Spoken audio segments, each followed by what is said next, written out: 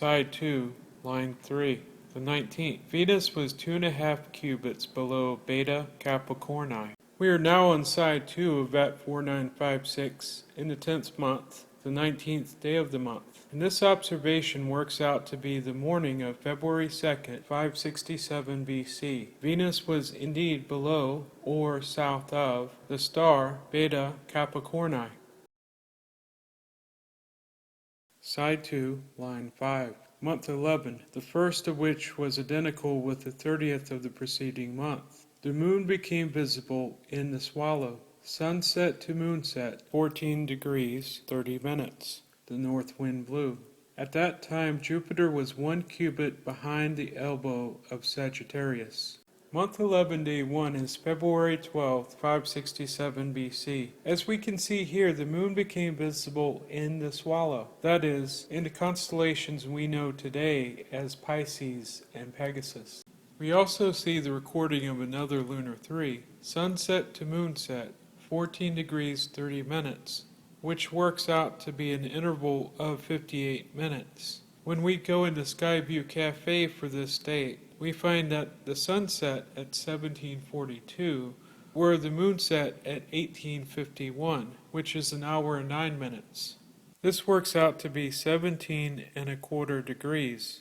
The difference between the modern computation and VAT 4956 is a difference of 2.75 of a degree.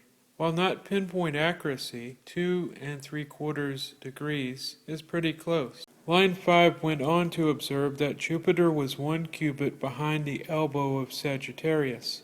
In the sky chart for this date, we find that Jupiter was behind or east of the star Pi Sagittarius. Line 6, the 4th. Venus was balanced a half cubit below Capricorn. The 4th day of the 11th month works out to be February 16th, 567 BC. As we can see in the sky chart for this date, Venus is very close to the constellation of Capricorn. Line 6 also goes on to say, night of the 6th, the first part of the night, the moon was surrounded by a halo. Pleiades, the bull of heaven, and the chariot stood in it. The Pleiades, the bull of heaven, and the chariot were all associated with what we now today call the Taurus constellation.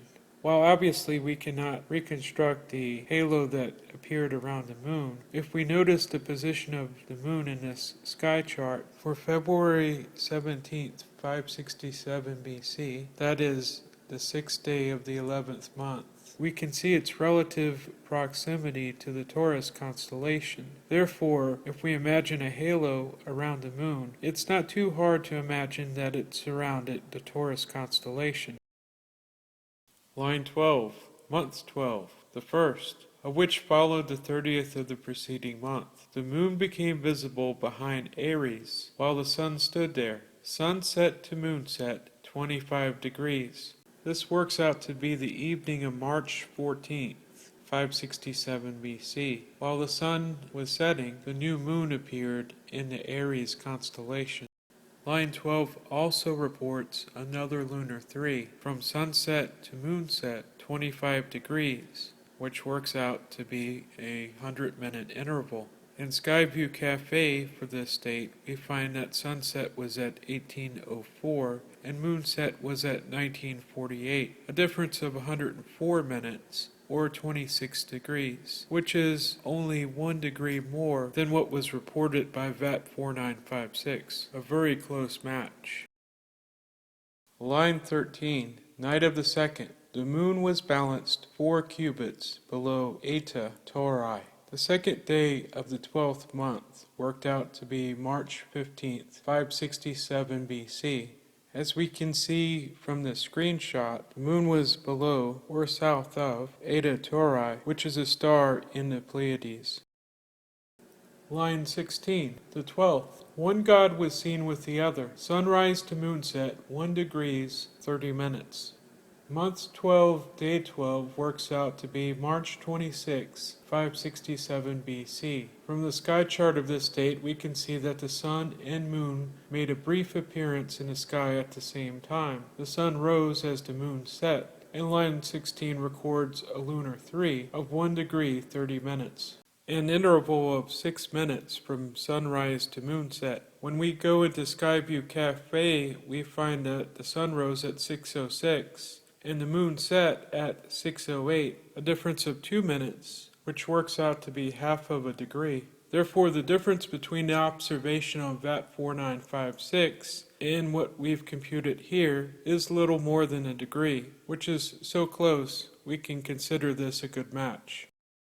During that same time period, we read, Mercury was in front of the band of the Swallow, a half cubit below Venus. Mercury having passed 8 fingers to the east, when it became visible, it was bright and already high. Saturn was balanced 6 fingers above Mercury and 3 fingers below Venus. This is where things start to get really interesting. Saturn, of course, is in front of the Swallow, or what we now today call Pisces and Pegasus. As Saturn orbits the Sun every 29.5 years, its apparent motion across the sky is very slow. It's been in front of the Swallow from the very beginning of Nebuchadnezzar's 37th year. However, now we find that Venus and Mercury are also in front of the Swallow. Here the scribe records the positions of all 3 planets relative to each other, as well as to the Swallow. And as we can see in the sky chart, they're very close. The reason these planets all grouped together was because the Earth and Mercury and Venus and Saturn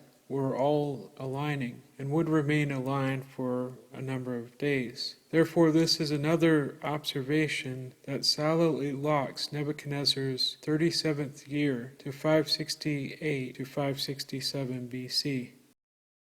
There are more observations in this astronomical diary than what we've covered here. For time's sake, what we've covered should be enough, hopefully more than enough, to demonstrate that Nebuchadnezzar's 37th year started in 568 BC, which would mean his 18th year, the year Jerusalem was destroyed, was 587 BC. Appendix 7, however, is not meant to be an end to your research on the matter, but only the beginning. You have the tools at your fingertips, and you've seen these tools in action. Now is the time for you to go and confirm these things for yourself.